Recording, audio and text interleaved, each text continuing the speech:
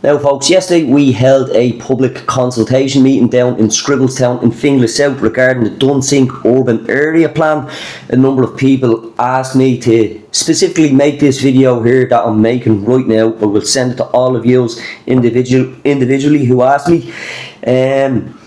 Basically what it is a rundown of how this whole plan came to fruition, because our elected representatives are now trying to turn around and say that they didn't know anything about it. I'm going to prove to you now, throughout this whole video, that they knew exactly what it was all about, and that they voted up until last month every step of the way on it. On the 8th of July 2024, Ruth Coppinger brought a motion. The motion was to fast track, as a priority, develop the development of Fingal County Council land banks. In other words, Dunsink. The result of that motion, the motion was discussed, Dunsink was specifically mentioned, and the motion was agreed by all councillors present. As you can see, the wording of the motion is up on your screen. The result is also up on your screen. Then, on the 5th of September 2024, another motion by Ruth Coppinger of People Before Profit, to create a plan for Elm Green, Scribbletown and Dunsink. This was the go-ahead to start formulating this whole Dunsink urban area plan. There was 15 councillors present: Fianna Fáil, Sinn Féin, Fine Gael, Labour and Aontú. 14 of them voted for that plan to be created, for Dunsink to be essentially have that plan to rezone it. There was one abstention, that was Patrick Quillen of the National Party. Paddy abstained, and rightly so, because, apologies, there's a little bit of a miss there, my phone stopped recording, but Paddy rightly abstained. He was a new councillor at the time, and he knew himself what they were doing was wrong, essentially. Then, on the 30th of March 2026, the full council meeting up in Swords, Fingal County Council offices, was proposed. Then this is the mammoth 5-hour meeting I was telling people that I actually watched and sat through. What came up on that council, it was essentially what it was the rezoning of the land up at Dunsink, and to put forward the actual creation of the plan that we're all seeing now. There were 33 councillors present on that day. 32 of them voted in favour. One was against. Again, it was Paddy Quinlan of the National Party. At the end of this video, again, as I said, I will attach the video of that council meeting, and it'd be interesting just to see how that vote went down. Bear in mind, I sat at home watching it live. I sat through 5 hours of them watching defend the rezoning of Kinseely, Portmarnock, Barnhill, and I'm sure I'm missing a couple of others. And then when it came to Dunsink, there was literally about to get passed without so much as a dissenting voice. Paddy sat there till the very last second, boom, pressed his button, called for a vote on it and a debate on it. The result of the debate, as I just said, 32 of those councillors voted for it, one against it. They found every excuse under the sun to defend every other area, but when it came to Dunsink, they did not care. 4th of June 2026, Patrick Quinlan brought a motion. That motion was to prevent Scribbletown Lane being joined to Dunsinia Lane and Dunsink Lane on the Finglas side, not to allow site works and construction works over the course of the Dunsink development plan. The penny finally dropped with all of these political parties, and Paddy got 6 councillors to vote alongside his motion, to vote in favour of not using Scribbletown Lane and Dunsink Lane for site access up there. Sinn Féin and People Before Profit, along with Aontú, sided with Paddy Quinlan. Voted against it were Fianna Fáil and Fine Gael, which brought it up to a tie, 6 apiece. The Labour Party then sat on their hands and abstained. Now, right before this, you could see in the video yourself, text messages and WhatsApps were flying back and forward. There was a little bit of a scuttle there, so I'm hand on my heart, I'm convinced that the Labour Party purposely sat on their hands to allow it to go to a tie. When it goes to a tie in the City Council, it's decided by the chair of the committee. The chair of the committee was a Fine Gael councillor, Carboni Mangan, and she voted against Patrick's motion to allow this. It's July now, and now we're seeing all our political parties in Finglas trying to say that they knew nothing about this whole plan. But here I'm after showing you, I'm after demonstrating you every part of the way they were all involved and they knew about it. Paul McAuliffe there is talking to the Northside people, saying that Dublin City Council needs to work with Fingal County Council, and TDs in Dublin North West need to be consulted by Fingal County Council about this. Well, Paul, all of your councillors in Fingal County Council voted against that motion. All of you do not get to deny you knew anything about this. You knew everything about this. Again, folks, the next bit of this video will be, first off, it will be from that meeting on the 30th of September where Paddy Quinlan questioned them on the Dunsink urban area plan, engaged into absolute chaos. Some of the stuff that was thrown at Paddy was absolutely disgraceful. Still, he stood there and took it, and he represented the people. Then after that, it will play into the motion on the 6th of June where the councillors were debating Paddy's motion to keep Scribbletown and Dunsink Lane as they are. Again, folks, thanks very much. The video might turn out a little bit all over the place because of the technical difficulties I had while making it. I was informed by my youngest daughter there that the phone wasn't recording at one stage, and I was after them sitting here for a good 5-10 minutes waffling on me. But thanks again. Watch all the way through. All the best. So, no further questions. I propose to go through the vote on item number 26, Chief Executive's recommendation, Dunsink area plan. Please. Oh wait, sorry, hold on. I have a Councillor Patrick Quinlan. Thank you very much, sir. Just very quickly, because I'm aware I'm on the clock. Stay quiet here for the most part in relation to this variation on the development plan, entirely on purpose for the good part of 4 hours, and not one single person, like the councillor inside the chamber, has actually talked about why we're even doing these variations. And the reason that we're doing it is that central government issued out orders for us to go and check brownfield sites on how much we could develop on them. But just to touch base, last Thursday, we had a meeting in Fingal County Council. It was a closed door meeting. We were given a presentation about Dunsink, and I asked, essentially, do we know what the overall demographic of the area is going to be? Who's actually going to inhabit it? I got told that developers and planners don't actually do that. Yeah, I find it to be a great failure on the council's part to ensure that we know exactly who will inhabit the area when it's built. The question of, will it be non-nationals living in the area, or is it going to be Irish people? Okay. It's not relevant. I know it's not relevant. Our destiny. Councillor Quinlan can show me where in any planning legislation it is talking about that kind of issue. And so, like, you're welcome to raise some other thing, but I don't think that's in order. With all due respect, right. Chair.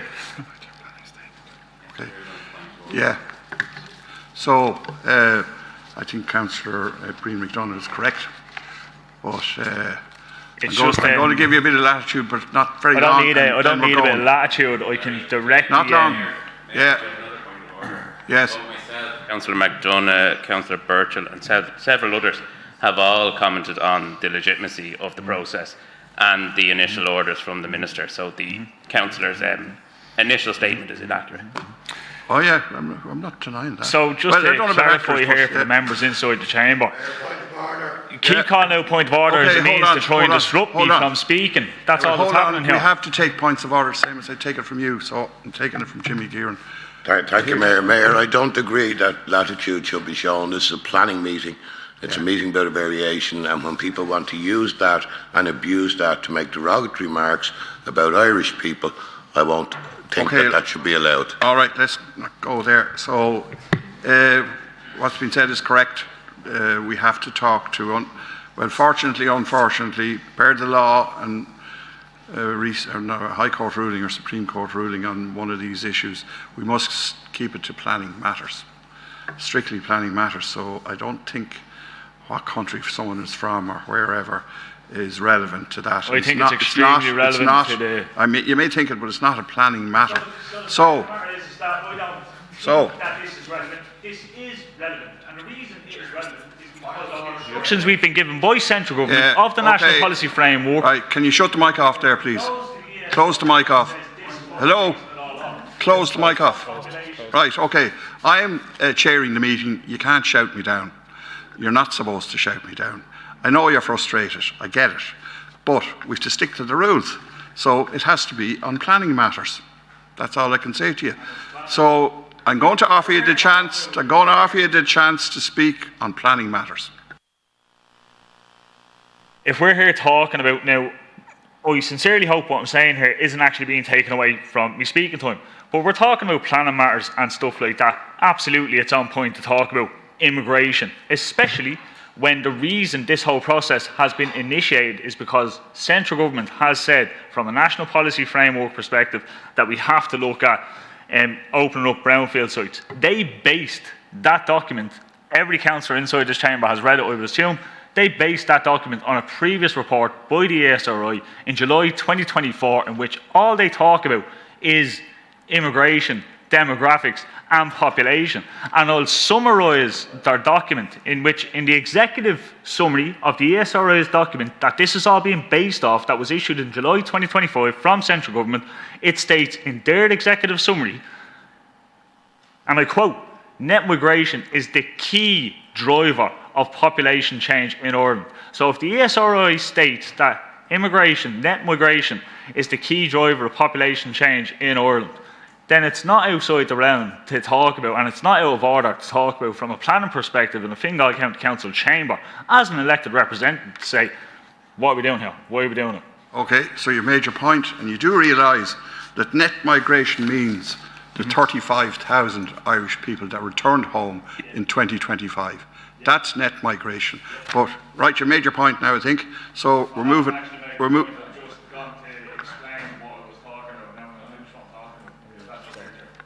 Right, your time is nearly up. Go for it. As I previously stated, I hope that wouldn't chunk into my time. But when we look at this from a planning perspective,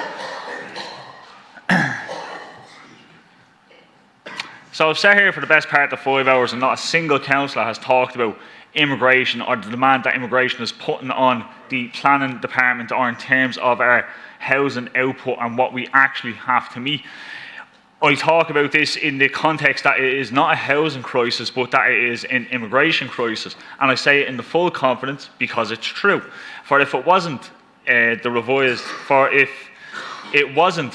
housing delivery targets given by the central government to every local authority in July 2025, that was called the National Policy Framework for Implementation, the Housing Growth Requirements Guideline for the Planning Authorities, issued under Section 28 of the Planning and Development Act 2000, as amended in July 2025. This is what we're basing it all on. I find it an extreme failure by this council and by central government to not take into account changing demographic population, the change in population.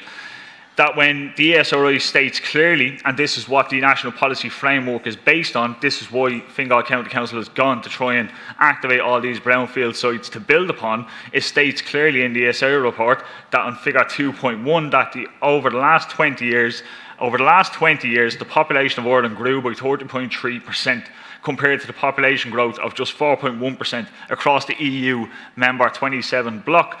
This translates to an average population growth of 1.3% per annum compared to 0.2% per annum in the EU 27.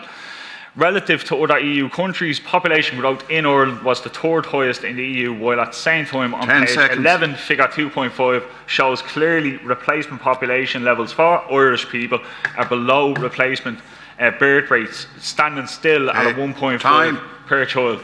Time. 1.5. Okay, thank you. Okay, so go to two more speakers. Councillor John Burchell. Yeah, I admire the Mayor's commitment to democratic debate, even if it means we have to listen to racist gutter like that.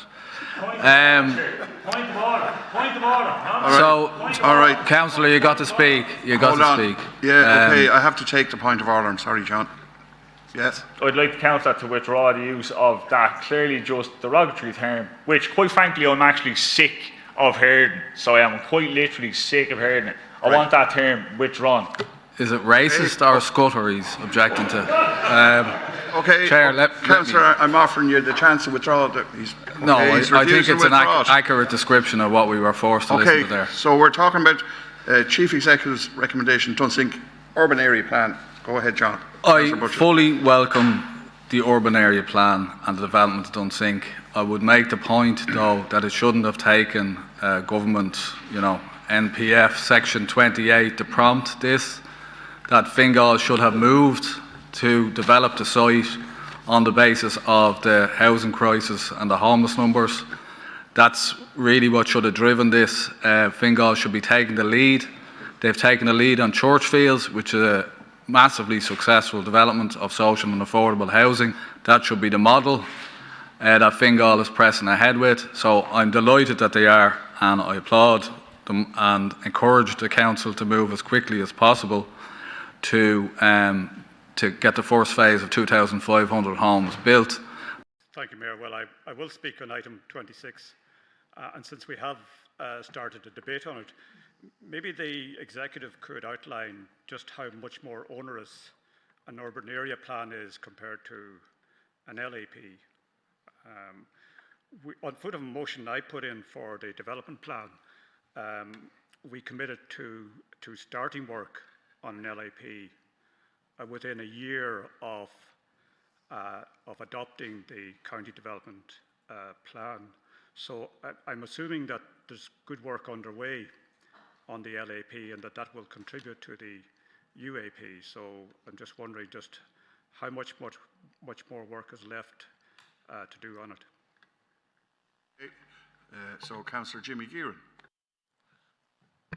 Yeah, I'm confused with the definition of an urban area plan to a local area plan, because if you look up an urban area plan, it actually states where there are people living and all that, but that's just my interpretation and understanding. I want to comment on this proposal, Dunsink.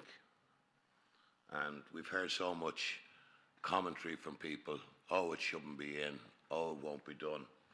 And I want to compliment the director and the CE for bringing it in, because it's courageous steps like this and ambitious steps like this that we have taken before around the county and we have delivered on. And I just want to say I support this wholeheartedly. I think it's great to see it in the lifetime of this particular council, that we are going in with a very ambitious plan, with a plan that people who wanted to see another 1,000 or 2,000 houses on private lands or whatever. But this is council land, and it's a very brave move. And you're going to have challenges and you're going to have criticisms, and I've no doubt you'll overcome them, and I'm looking forward to this being delivered. Thank you. Okay, so Councillor David Healy. I also would like to very, very strongly welcome the Dunsink aspect of this variation, and as you know, I've proposed to amend the other aspects. I think the Dunsink aspect is getting it entirely right. It is an area which has a great opportunity for us to implement the kind of policies which we've set out at a high level in our development plan, which are very well described in the report on this item that we have before us today, talking about a low-carbon, mixed-use, transit-oriented urban quarter.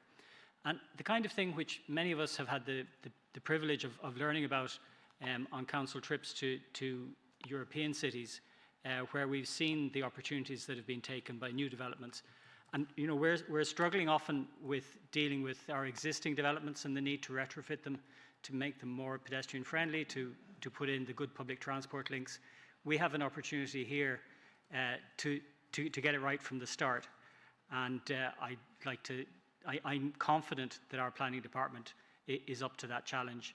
But also I'd like to offer, my contribution, I think the contribution of us collectively as councillors to support that and to engage with that and to get it done at a good speed. Thanks very much. Okay, Councillor Breen McDonough. Yeah, I'm very happy to support this, and the challenge with the overall variation. This is the way that we should be looking at, adding significant additional capacity in large chunks, preferably in land that we can control the development of, whether that's through ownership or license. It really is exactly the way that we should be going. And I think that there's a couple of other opportunities in terms of the overall variation. And the problem is that we've thrown in a few really bad decisions on top of it. So the difficulty for me is going to be wanting to support this and then looking at what I regard as being seriously bad planning decisions in other places. Thanks. Councillor John Walsh. Yeah, I'm going to speak on this as well. I mean, just to say, I fully support it. I think this is exactly what we should be doing. It's a really good example of plan-led development that provides for to build in infrastructure through an urban area plan. My understanding is that one of the reasons it's an urban area plan is that the Minister, for reasons best known to himself, abolished or moved on from LAPs in the most recent version of the Planning Act. I'd be out of order if I spoke at any length in the Minister, so I'll avoid doing that. I think this is a great opportunity actually for significant social and affordable housing to be provided on public land. And to develop a flourishing new urban quarter with active travel, with schools and community facilities built in right from the start, rather than making the mistakes that have often been made with fragmented developer-led planning. I might just make a couple of quick points. One is that I fully agree with Councillor McDonough. I think this stands in stark contrast to some of the ill-considered and piecemeal rezonings that were voted through today. I think some of those are very disappointing. But I think the Dunsink proposal is very positive. I also noted in some of the submissions there was a certain amount of mean-spirited commentary that Dunsink wouldn't be delivered fast enough, or that because it wasn't quite enough homes by 2029, we needed to embark on another round of rezonings. And I think the council is right just to disregard that kind of negative, mean-spirited commentary from people who claim that they're in favour of housing when it suits them. And the council should push ahead with this and deliver an infrastructure-led development. Okay, I'm going to Councillor Joe Newman first, because Councillor Quinlan, you've been in already. So we'll go to Councillor Newman. Yeah, thanks, Mary. I fully support the motion, and as I supported the rezoning of that land some time ago, and it's great to see it coming forward. I just have a couple of questions about the urban area plan. Local area plans, master plans. Here we are converting from LAPs to urban area. Are they such as they are the same? What are we doing with other LAPs that may be in the pipeline? Do we have to go and change that, or is it just a matter of change of wording? And as I raised earlier on, the master plan seems to be something that's accepted, whereas this is not accepted as an urban area or as a local area plan. We're calling it an urban area as directed. But the master plans, we don't use that. Are they priority plans now, or what are they? The master plans, I mean. So sorry for a bit convoluted there, but I think I got my point across. Okay, and Councillor Quinlan, second time. So keep it to planning, please. Yeah, no, it was just things got heated there with all the interruptions. Thanks very much. But there was two questions I just want to make sure that get answered. One is, what is the overall projected population of the Dunsink area to be? And then two is, what is the overall demographic breakdown projected to be of the area? Because going off of other areas surrounding it, particularly Charlestown to the north, it's like 80% non-national. So I'm just wondering, is there any idea what that's going to be? Okay, the question has been put, whatever. So to the planning officials to answer whatever is appropriate. Thank you. So, yeah, as the members have referred to, it is a significant land bank of residential zone land. So that existing residential area that was owned in the start of the 2023 development plan is approximately 225 hectares, and it is owned by a mix of public and private landowners. We are proposing to prepare the urban area plan, as that's the most appropriate plan that's set out in the 2024 Act. The other types of plans would be priority area plans or coordinated plans, but we're satisfied from reading the Act that this is the urban area plan is the appropriate means to progress with Dunsink. In terms of the status of that, to say there has been an awful lot of background work and studies done in this area, going back from the previous feasibility on these lands. So that work has continued in the background, and it will form the basis for the urban area plan. So it is very much has been progressed and will continue to be. And we hope to return to, as I say, we're aiming to put it on display in Q2 of this year, but we will look to come back to the members again in the next month or two with a further update and more details on that. And we'd be happy to provide them there. I'd say as well, just in terms of progressing it, it was included in the application that the Council made to the Housing Infrastructure Investment Fund most recently. So the Council is looking at the infrastructure that's needed as well as the policy context and getting that into the development plan. So as I said, it is being progressed. In terms of the scale of the development on the land, ultimately that's something that will be worked on in the urban area plan. The ultimate population will depend on the density, and we'd expect it as a range. Given the size of the land bank, it could accommodate up to 15 to 20,000 units. As I say, density is something that will be looked at further when the plan is being prepared. And that would be, we'd expect to include sort of broad policies on that and elaborate on it a bit more in the draft. Right. Okay. Councillor Humphreys. And just a point of clarity. Yeah. A local area plan was legally binding, had statutory power. An urban framework plan was more equivalent to a master plan. That was more advisory. So I just didn't hear that in the answer. Am I correct in that? No, the urban area plan is a statutory plan. So it goes through a similar process to a local area plan in terms of being prepared. It goes out on public display. There's a report prepared on that consultation process. It comes back to be formally approved and adopted by the members. So it has a statutory footing. The master plans and framework plans went through kind of a process, but they aren't statutory documents. So the urban area plan is. Okay, Roisin. Thank you, Mayor. Thank you, members. I suppose just for a bit of clarity around what we do in terms of population projections and what we do, every development plan is obliged to have a core strategy within it, and that core strategy looks at three things. It looks at population projections. So we're allocated a population growth or a unit growth at a national level, and we're looking then at that population projection, the housing requirement for that, and the distribution of those houses across our county. So which settlements will grow in which way and by how many units, and that's what we look at. It filters down. We have a national led system, so it's filtered down at a national level to the regional level and to ourselves, and that's what we look at, and that's what we're statutorily obliged to study and publish in terms of population projections. Okay, so now I propose to go to a vote on 26 Chief Executives. No, Patrick, I'm not letting you back in. Chief Executives recommendation, Dunsink Urban Area Plan. Vote, please.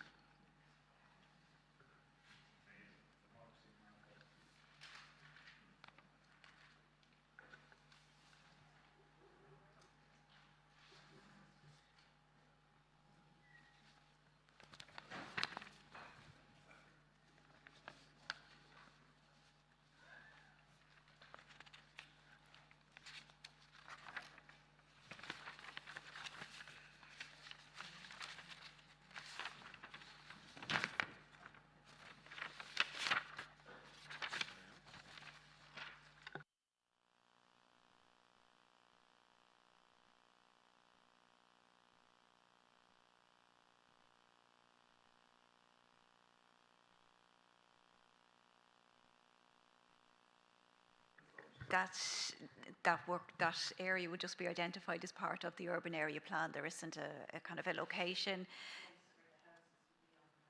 At the moment, the application for the infrastructure indicated that the first phases will be served off Dunsink Lane and Scribbletown Lane. They're the roads that we've sought funding for. We're in the middle of a vote here. the- We're in the middle of a vote. We need to finish the vote.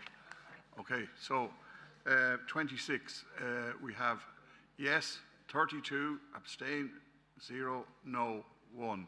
So motion number 26, Chief Executive's recommendation, Dunsink Area Plan is approved. That motion is approved. I don't know if you want to continue the conversation now. There.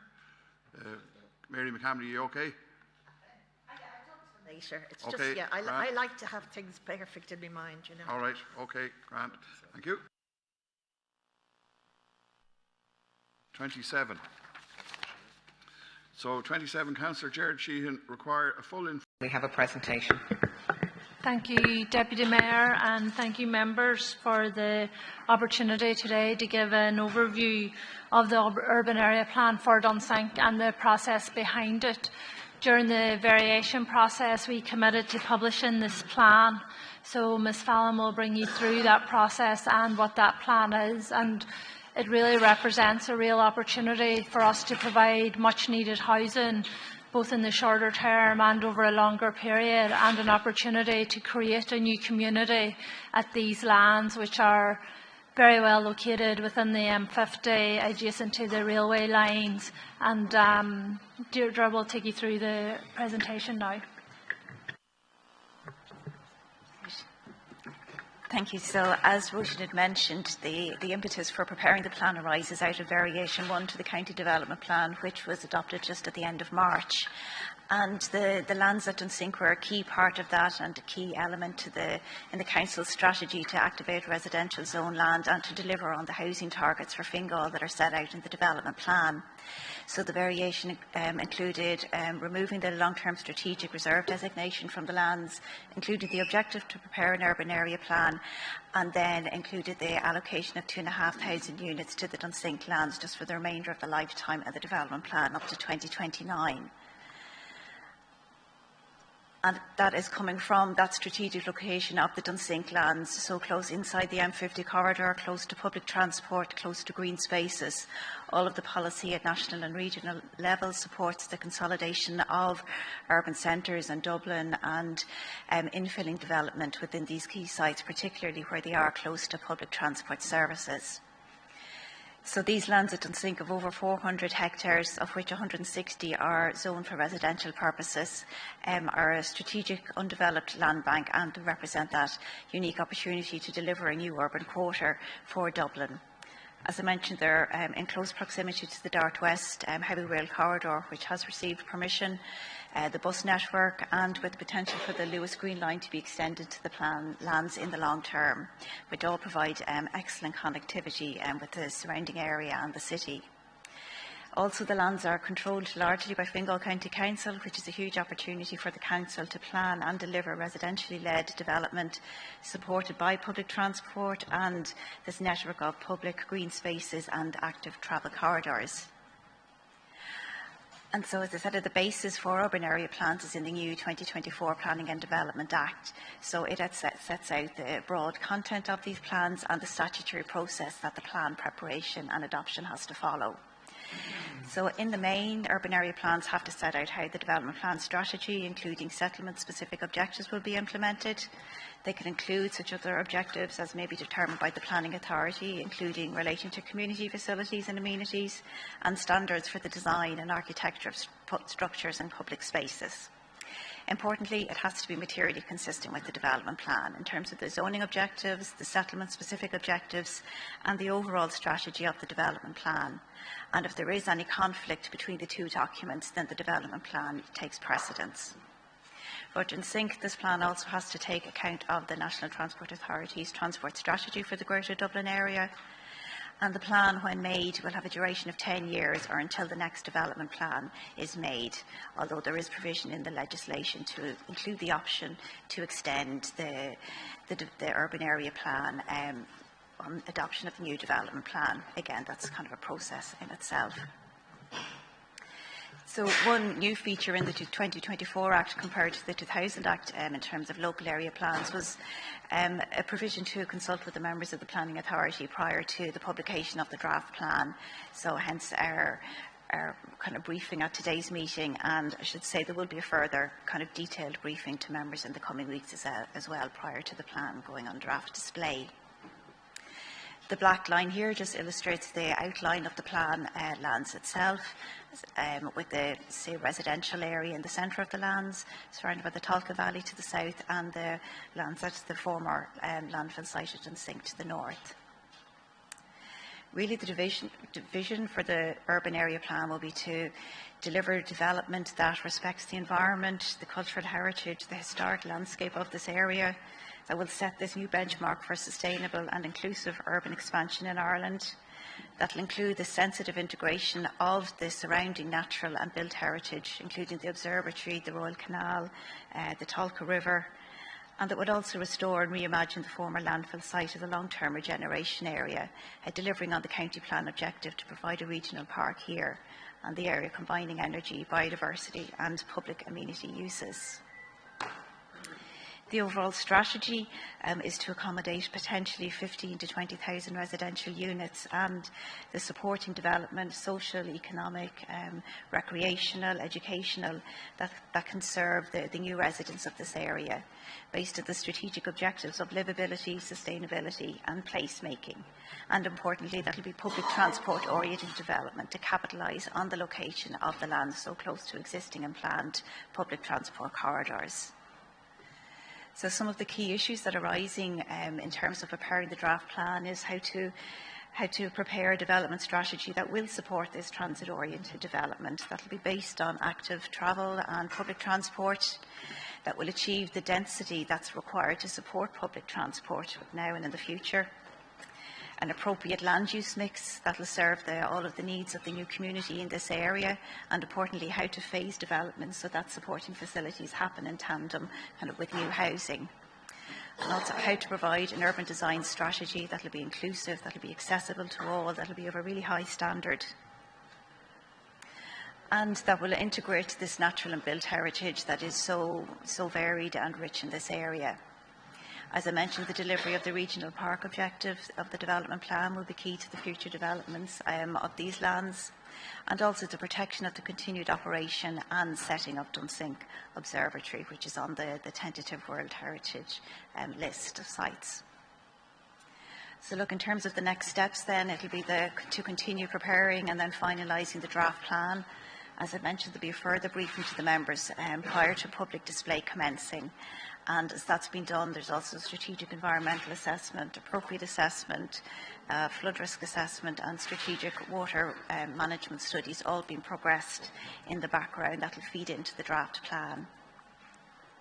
There is, once the draft plan goes in display, the statutory process kicks in. So there's a 6-week minimum public consultation stage during which submissions can be made by all interested parties, including children. Following that, there's the Chief Executive's report prepared, which is then submitted to the elected members for consideration, and following that consideration, the members can adopt the plan as is, or if material amendments are prepared, it goes through a further period of public consultation. So, as I say, the key message, I suppose, the draft plan is currently prepared to support variation number 1 and to implement that. This is just the initial overview of what the plan is likely to contain and the key issues that we're looking at. And we'll come back again in a couple of weeks' time with just a detailed presentation when the draft plan has been prepared and prior to going on display.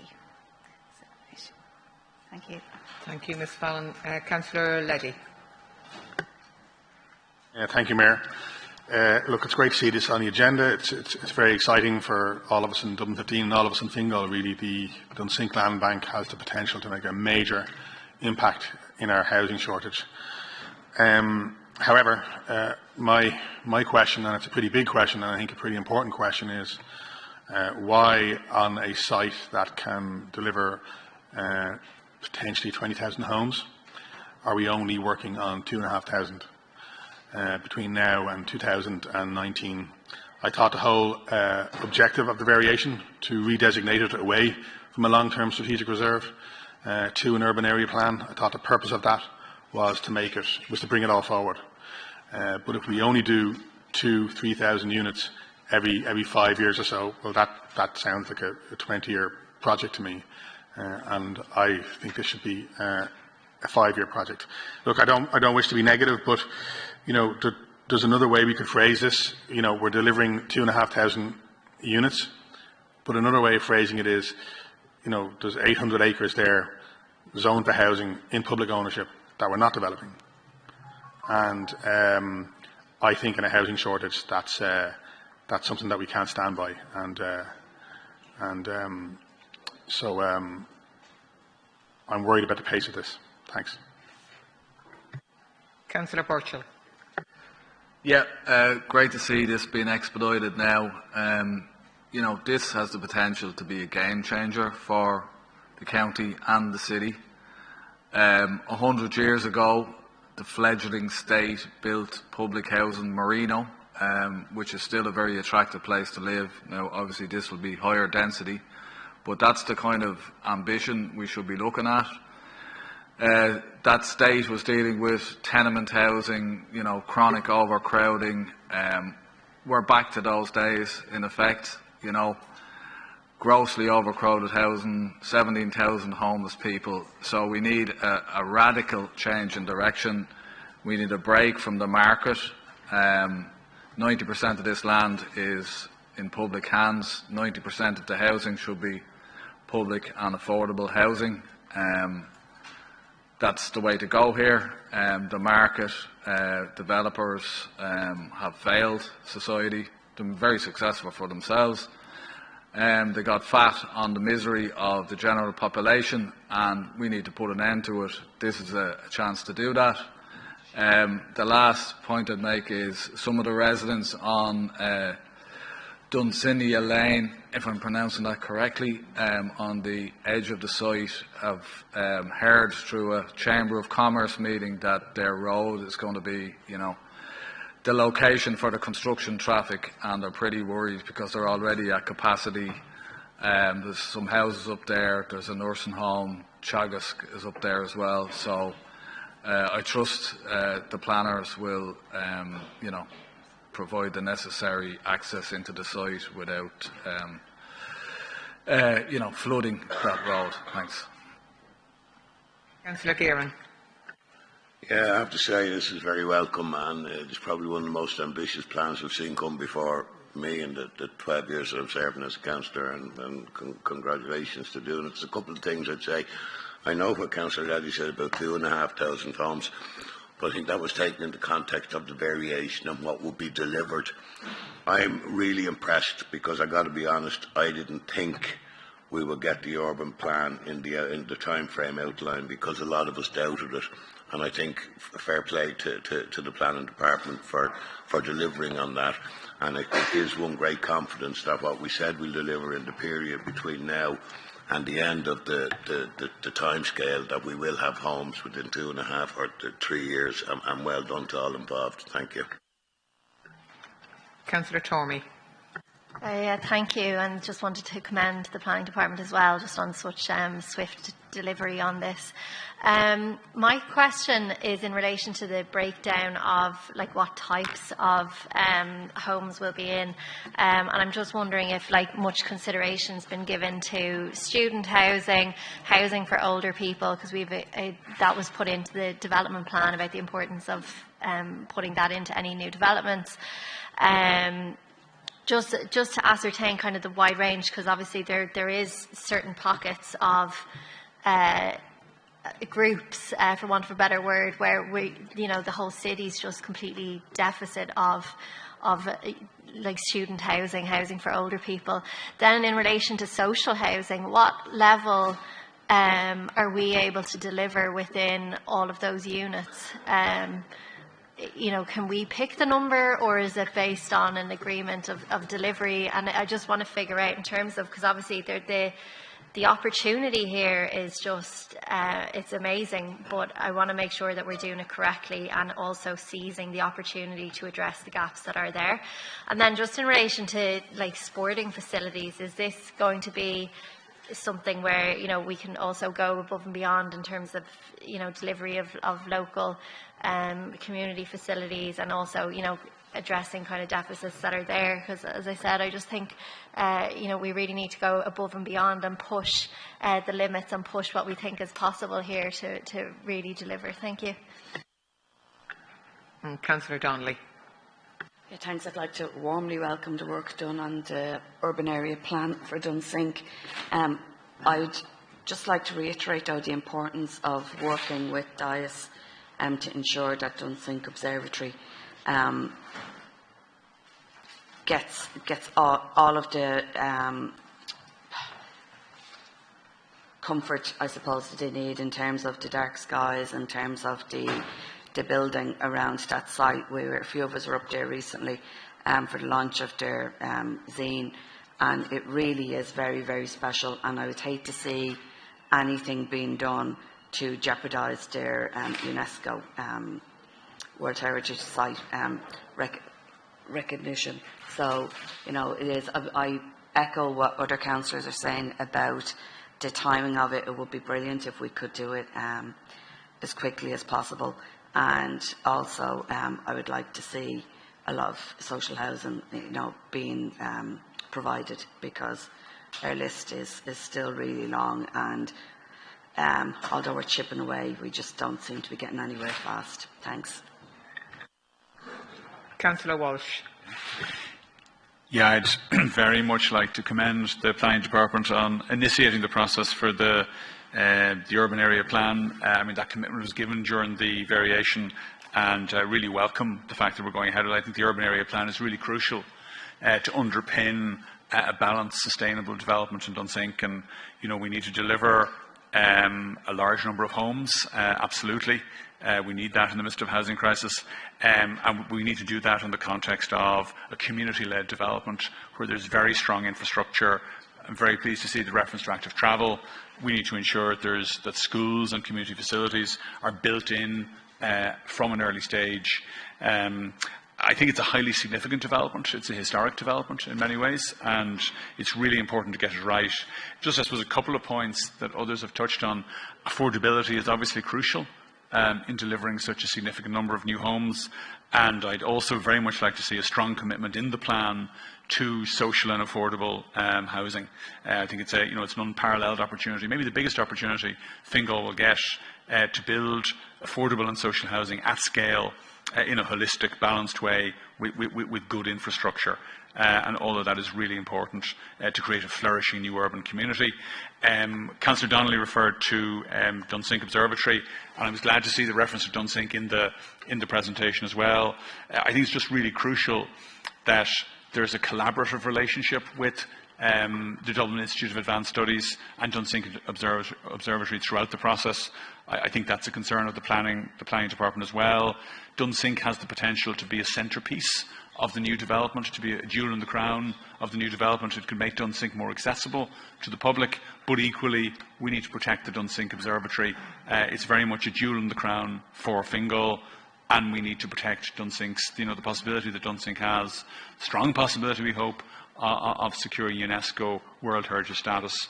And I know the Mayor recently, and I was there, and so were other councillors, at the launch of the spacecraft's design, which heavily involved local schools, and was a really good example of community outreach by the observatory. So the observatory is very publicly oriented, community oriented, and it needs to be, I suppose, included in the plan as a core element of the plan right from the start.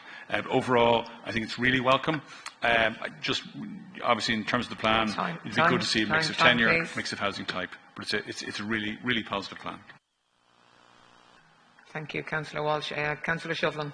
Thanks so much for the presentation. I'm going to be really quick. I just have a quick question. When are we expecting that the draft plan will be ready? And then following on from that, a 6-week public consultation. So is our aim sort of to come back maybe in September to approve it? Would that be fair to say? Thanks. Councillor Troy. Thank you. I just wanted to ask about the draft plan as well.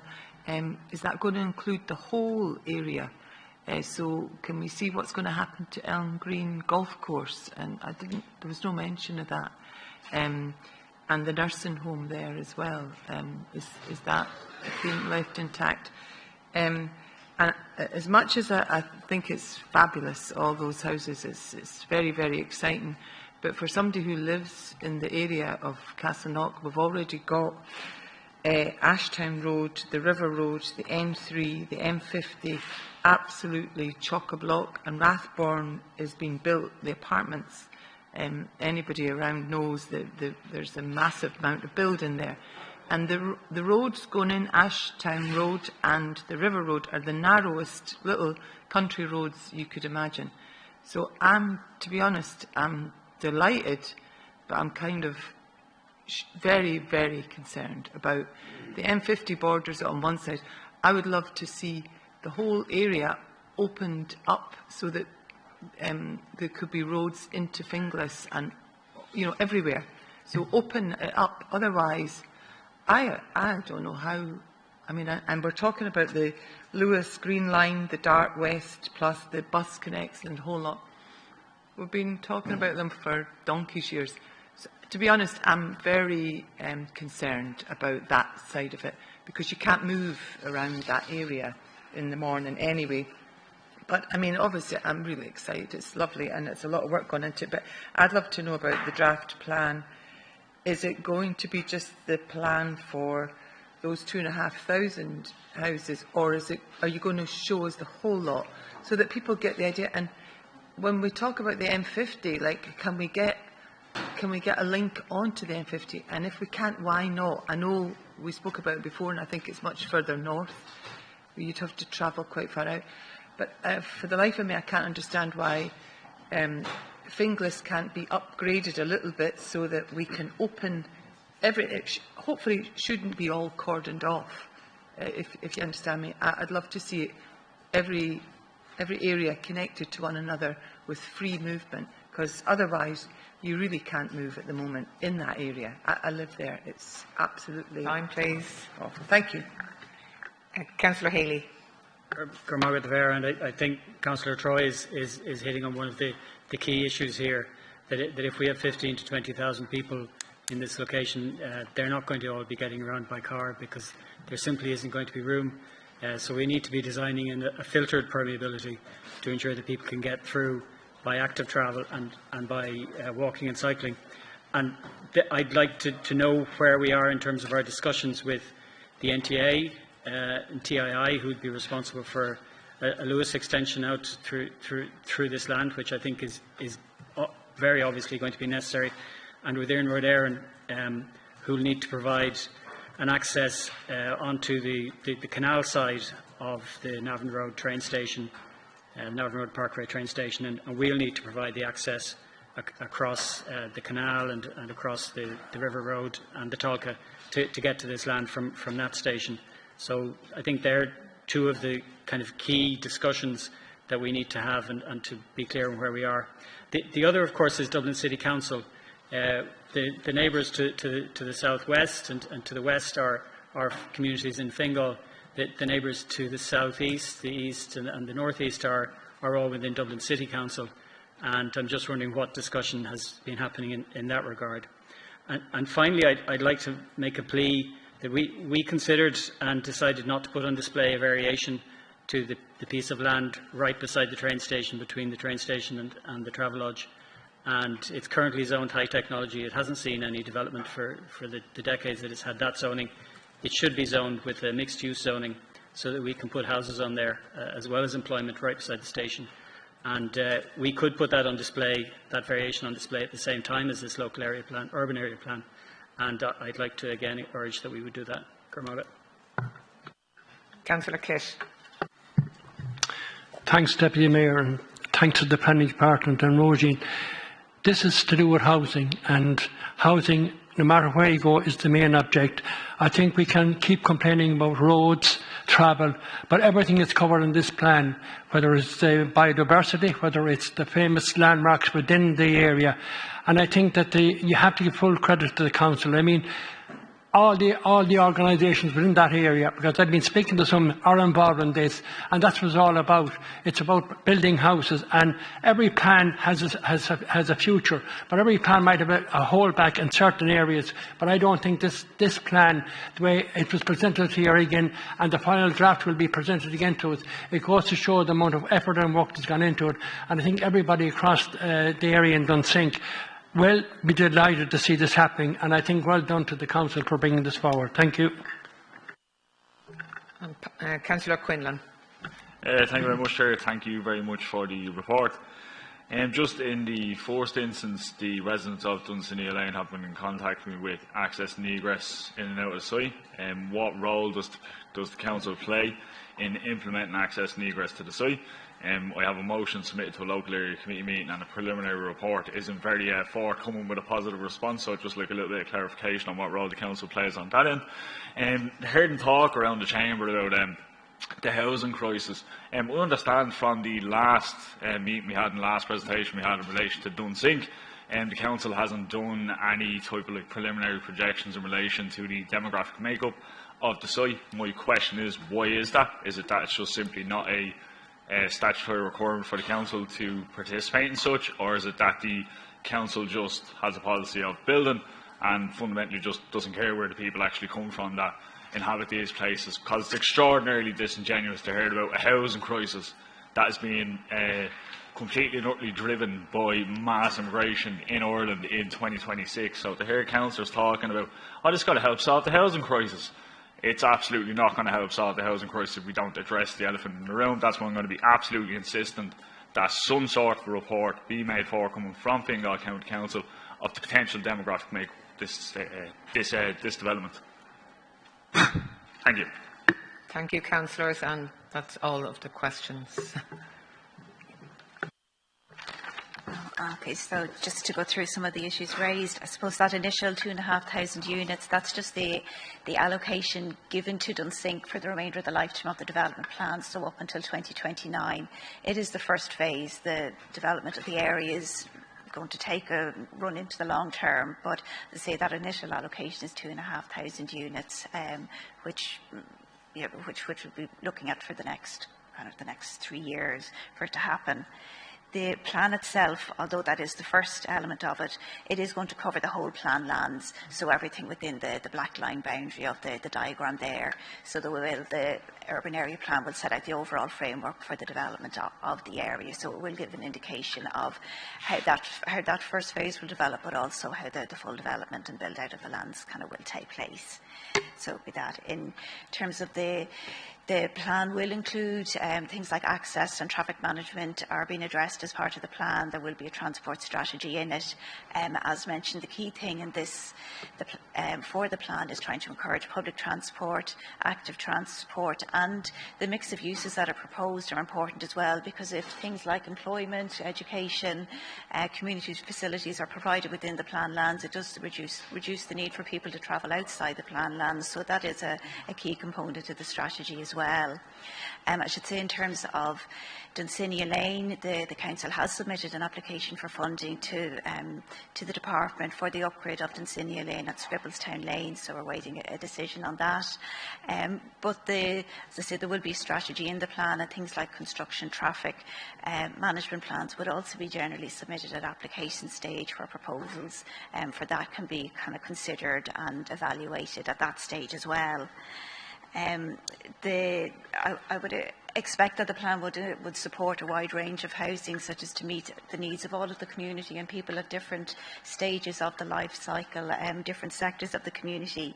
Things like the development plan objectives for housing for older persons and for universal access housing, they would still apply to development in this area.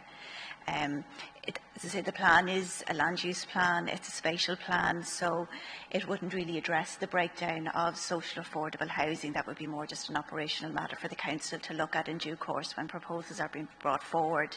And similarly, the demographic issue is not something that's specified in the Act that the urban area plan has to address, and wouldn't be a planning matter that's typically considered in the preparation of these plans.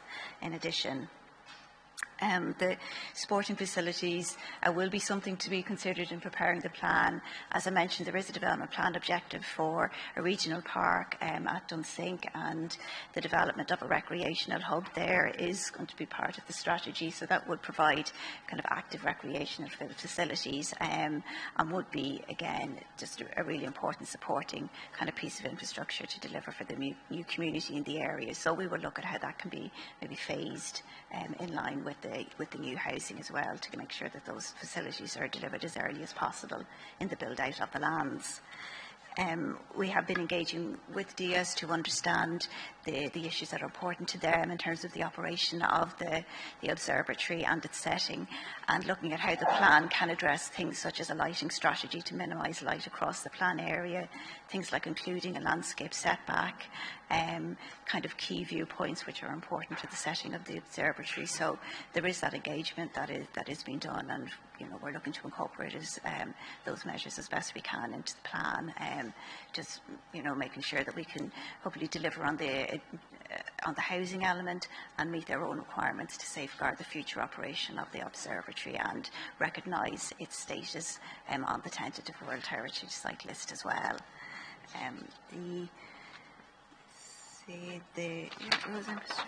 The timing of the development plan, we're working on the draft at the moment, and we had said we'd get it out on display in Q2. We're still working towards that, and if it went out on display kind of within the coming weeks, within the next month, it could be the September meeting that it would come back to the members. But as I say, we'll just finalise that time frame as we get closer to knowing the display date. Green, as I say, it will include proposals for all of the planned lands, including kind of Elm Green and the nursing home. We recognise there are existing premises such as the nursing home in operation at the moment. Similarly, Elm Green Golf Course, the lands are zoned for residential use in the development plan at the moment. However, as I said, it's a long-term plan, so I wouldn't envisage that those lands would be affected in the immediate term. So there is scope for kind of discussion and engagement with the golf club as well as the process evolves. I think similarly we have been engaging with kind of the major transportation providers, and we continue to do that. The Lewis extension is at the moment included as a post-2042 project in the NTA strategy, but we would be hopeful that it could be brought forward just given the strategic importance of the lands and their recognition at national or regional level in terms of housing delivery. So that process kind of will continue. I think that is most things addressed on this. Roisin, do you want to add anything to that? Thanks for that, Ms Fallon, and thanks everyone. It's great to hear the positive comments and the recognition of the work the forward planning team has undertaken since the adoption and just prior to the adoption of the variation. And just to reiterate, particularly in relation to Councillor Leddy's comment, the 2,500 units is for the delivery of units up to 2029, but that doesn't preclude us from continued consideration and assessment of further units to ensure there's no gap in the delivery, and as the housing comes on stream, we're not pausing while waiting for the new development plan to come on. So just to reiterate that and give you confidence that this will, once the consents and the planning permission start coming in, we'll be continuing to assess them in the context of the new development plan as that moves forward. And as Ms Fallon highlighted, we are continuing to work with DIAS and all the other major stakeholders in the area, and we'll continue that through the draft plan process. And then just lastly, we're looking forward to having further conversation when we come back to you in the next couple of weeks with a more detailed briefing and moving to get the plan published. So thank you. Thank you, Ms Brooks. Councillor Tormey, do you want to come back in? It was just, I had asked specifically about student accommodation as well, but that wasn't addressed. So I'm just wondering, is that something that, because I think it is within our development plan to proactively support student accommodation and working, maybe is that working with the educational providers, or is that like a few steps later in the process of where we're at? Because I do think at some point within, these thousands of units that I really think we need to be supporting some student accommodation as well. Thanks. That's noted. We'll take that comment away, and have a look at it. Thank you.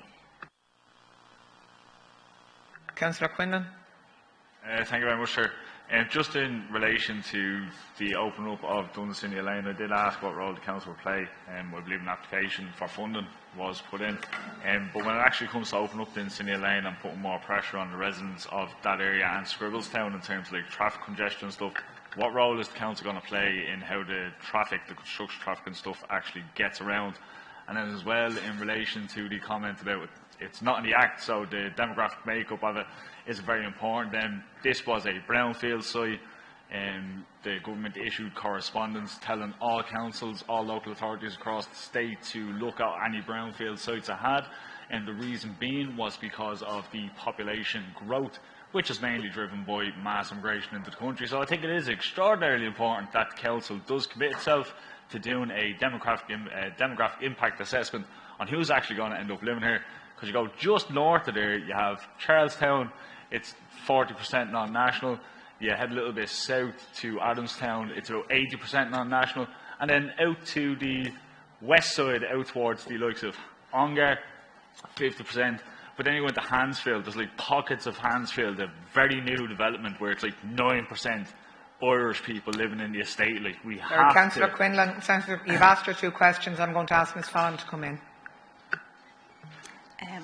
Thank you. So in terms of the, as I say, there will be a traffic management plan included, or a transport strategy included in the draft urban area plan. So that is looking at how the lands can be accessed, what's the appropriate way to access them, any future applications. That, there will be phasing requirements as well, detailing what roads infrastructure has to be provided in tandem with different thresholds of residential uses. Applications that are made will have to kind of accord with that phasing strategy. In addition, any future applications that are made would include their own transport and traffic assessment, and they would include measures for example, mobility management.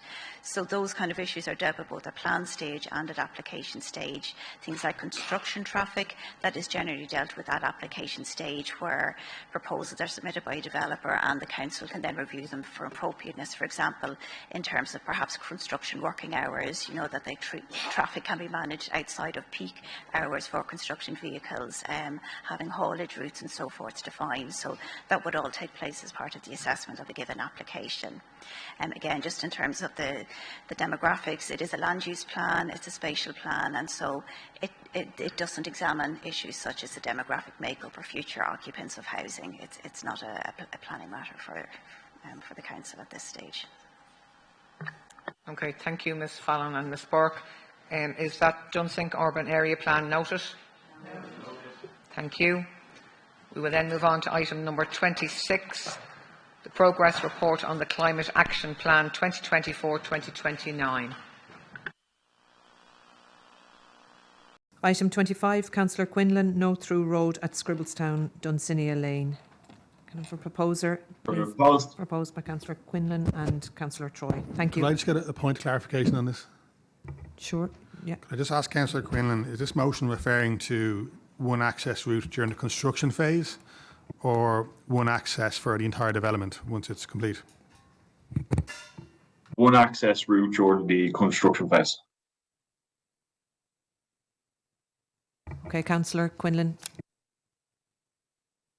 Yeah, essentially just had a conversation with the constituents and done a petition up for this motion, asking, basically explain to the constituents that this is being looked at as an access road for construction traffic, and they're essentially going to widen the road for the construction traffic. Would you like to support the motion, or would you like to not support the motion?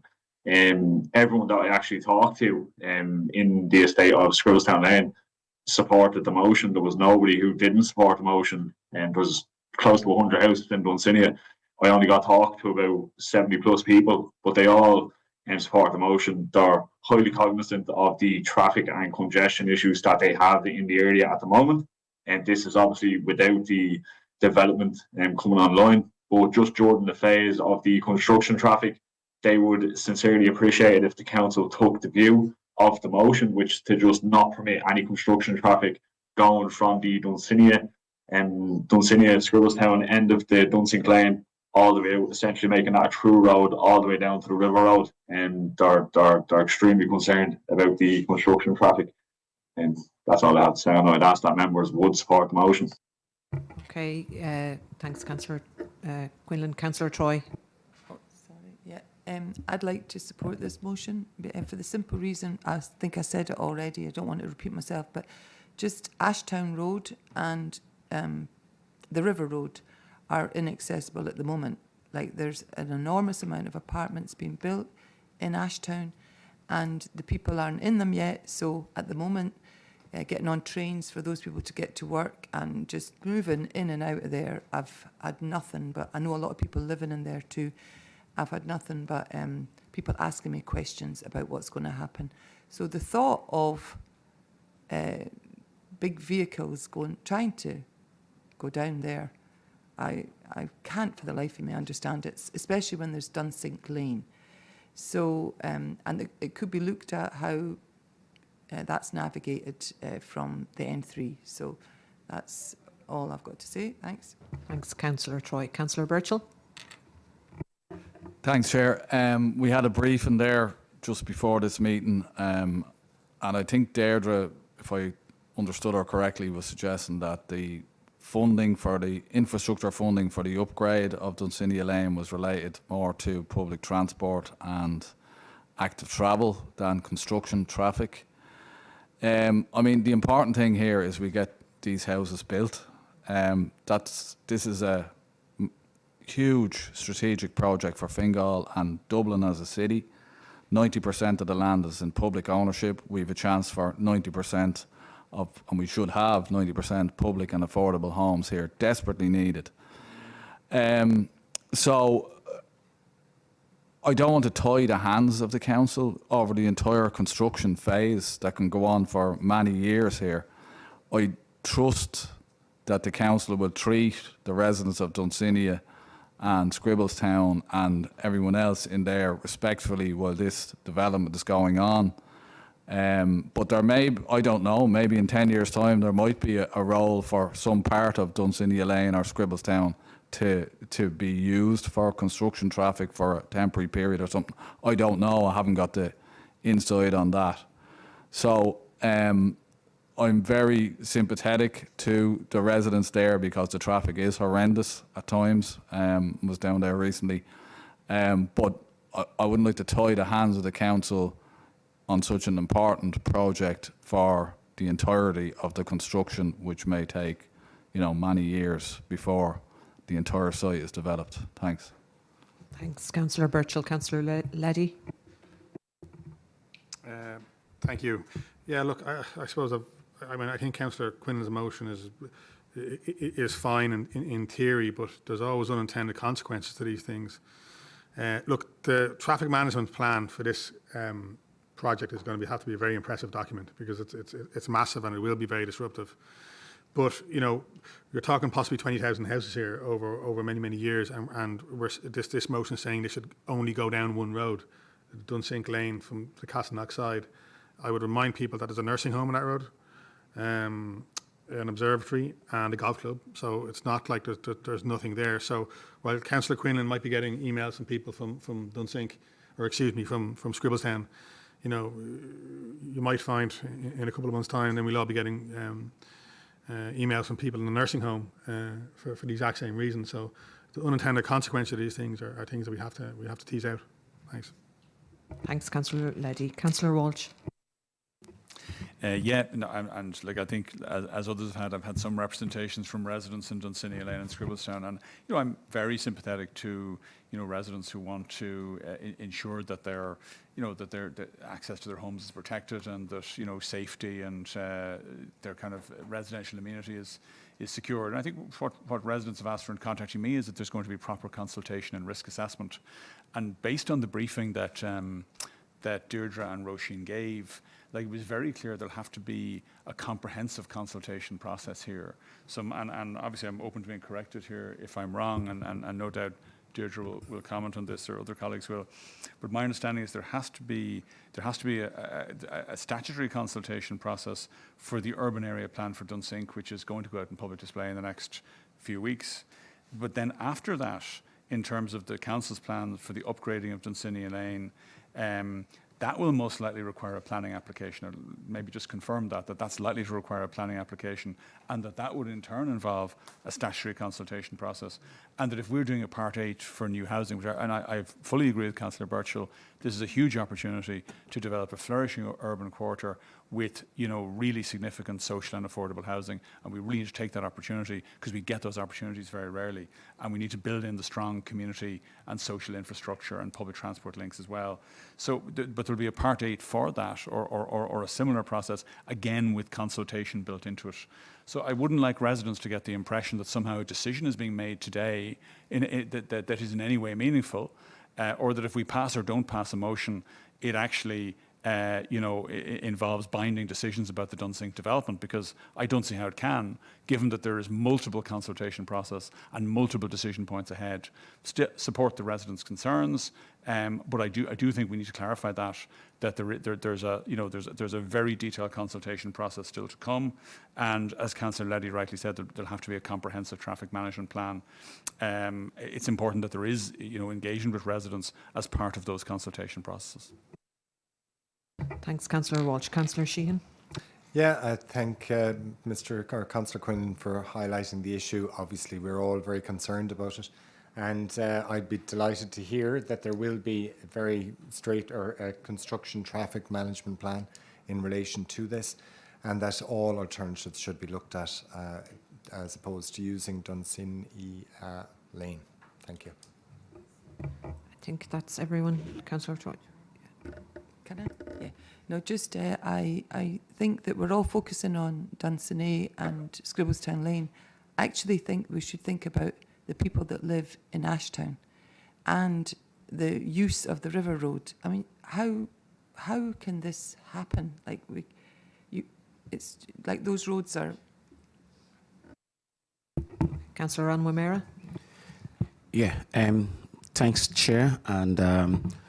Just to re-emphasize some of the comments that have been made so far in relation to the Dunsink urban area plan, and also to state that many councillors have already expressed the need for us to be thorough and to ensure that there is minimal impact, especially negative impact on residents, and all of this were communicated at the the meeting we just had before the start of this, and we're hoping, or at least until we see the draft plan, we believe from what we've heard so far that the best intention of residents will be taken on board. So I have no doubt that hopefully when the full draft plan is seen, up until then, we can't anticipate, we can't say, there's any negative plan that will be implemented that would affect residents adversely. So I'm hopeful that the planning department would ensure all through the various steps that will be taken before we begin to even, construction starts. I'm sure we would get it right at that stage. Thanks. Thanks, Councillor Anwamera. I think that's everyone who wished to speak. So I'll go to Deirdre. Thanks, Deirdre. Thank you. I suppose, as mentioned in the response, the preparation of the urban area plan will take into account the broader transportation and access issues. Something like kind of construction management is typically dealt with at an application stage, because the scale of the development that's proposed kind of, that will determine the likelihood and the scale of any impacts during that construction stage. So while it would be appropriate for an urban area plan to require the submission of construction traffic management plans, it wouldn't be typically it wouldn't be typically prescriptive in terms of kind of haulage routes at the plan making stage. However, to say there is going to be public consultation as part of the preparation of the urban area plan. The plan will go on display for a period of 6 weeks, so submissions can be made during that time. And as mentioned, if the upgrade of Dunsink Lane and Scribbletown Lane, if that's being carried out via planning application, that has a consultation period as well, or if it's a Part 8 scheme or other council-led scheme requiring consent, that all is public consultation built into the consent process. So again, people have the opportunity just to input into the decision-making process, kind of at both the plan stage and at the development stage, and indeed at any individual planning application down the line as they're all made. So I think that that's the general approach that kind of we would take towards kind of construction traffic management, and we will kind of take on board the issues that have been raised again today and look at the plan in that context too. Yeah. Okay, that's great. Thanks, Deirdre. Okay, Councillor Quinlan, do you want? Thanks very much, Chair. Thanks very much to the members for the contributions, and thanks very much, Deirdre, for coming back in. I'll summarise on this. Essentially, to have construction traffic coming in via the Rahul Road in Finglas and build a link road between Scribbletown Lane and Dunsink Lane, as well as winding both lanes, each lane, bear in mind, containing a small number of old houses that are currently occupied.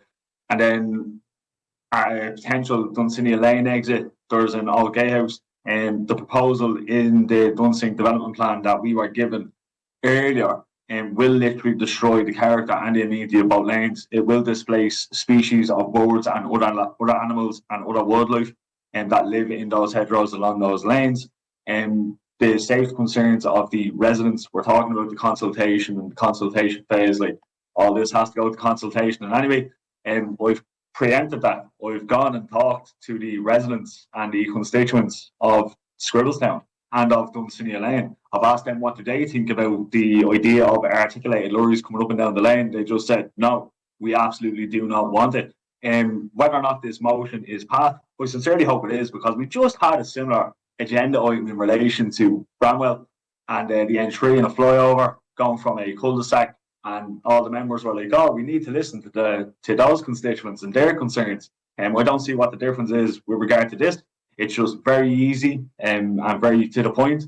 They do not want construction traffic coming up and down the lane. They've emphasised this, and I would ask members to just simply continue the same train with Paul from the previous agenda item to this agenda item, which is that we listen to the concerns of the constituents and we back them 100% in their concerns. Before it even goes to a planning stage, we can put it back to Fingal and say, look, this motion's been approved at a local area committee meeting by the members of Fingal County Council. Now the council can begin drafting up plans in relation to access for haulage, for transport of materials in and out of the site, or indeed we can just advertise the planning and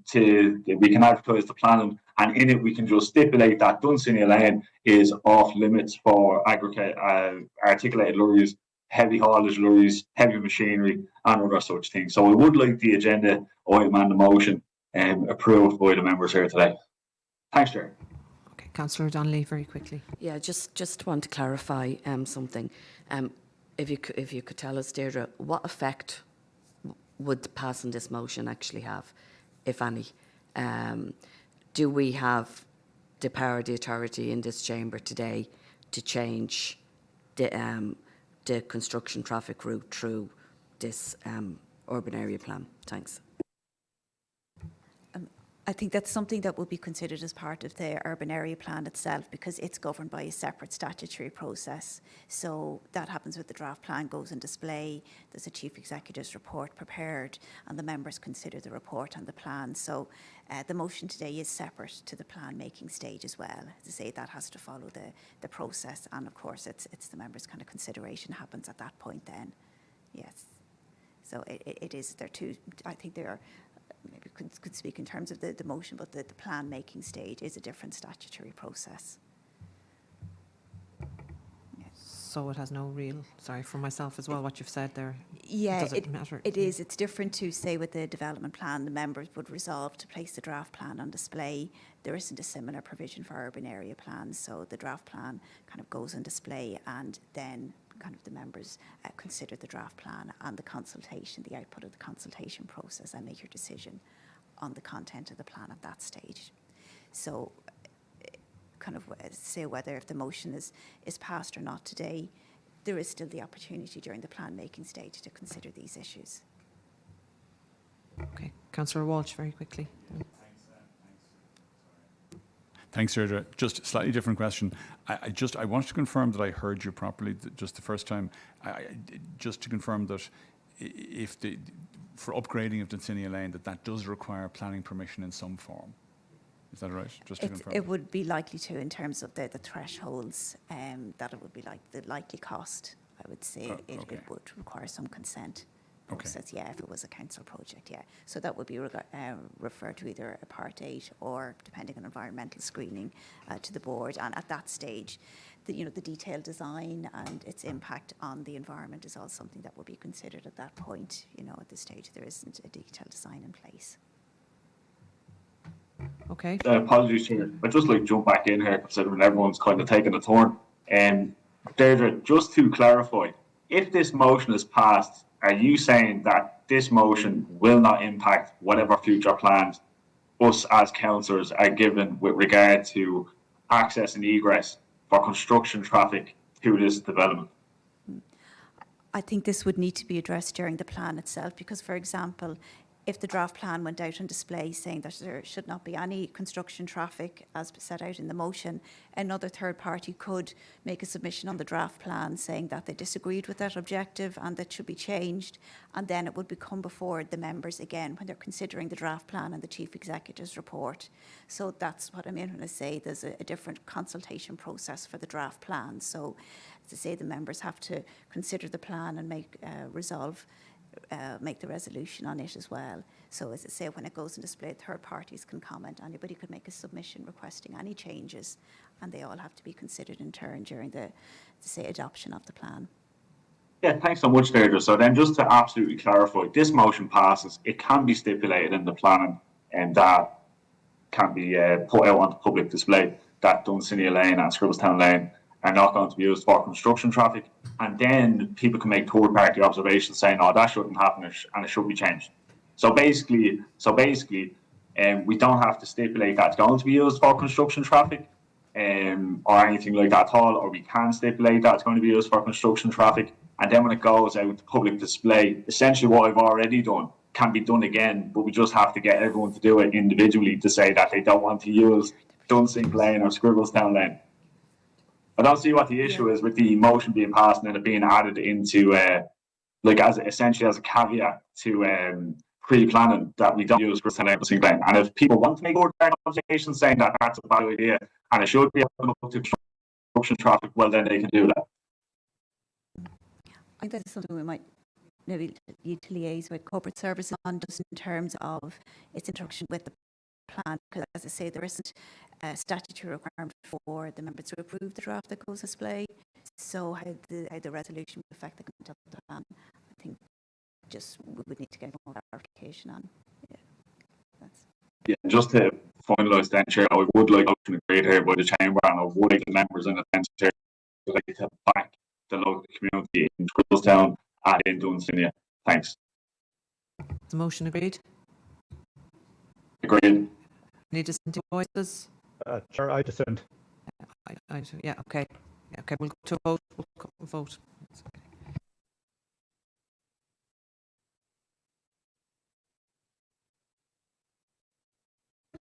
Chair, councillors, just to be clear on what we're voting on, it's item number 25.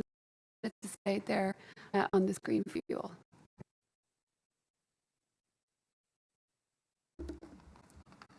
Councillor Burchell.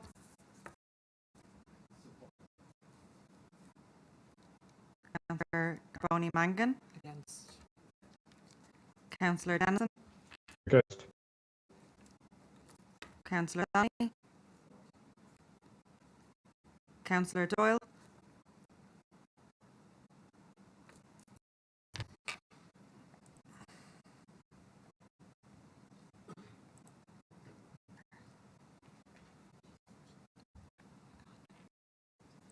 Abstain.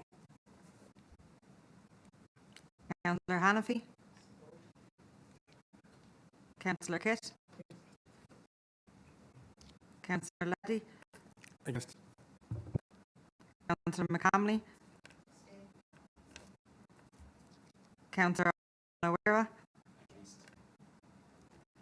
Councillor Quinlan. Support.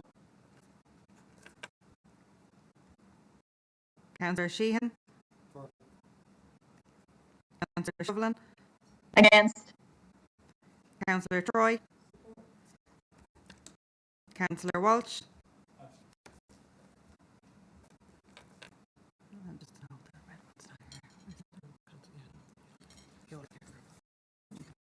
Thank you.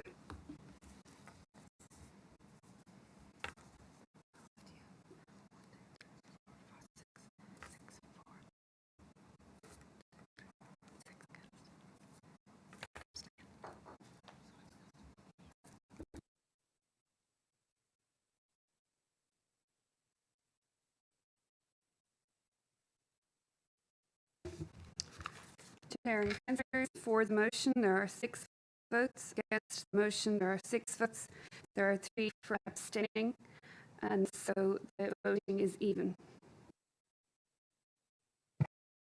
Okay, as voting is even, 4 for and 6 against and 3 abstentions. I have the final casting vote on the motion. It falls. Sorry. Thank you.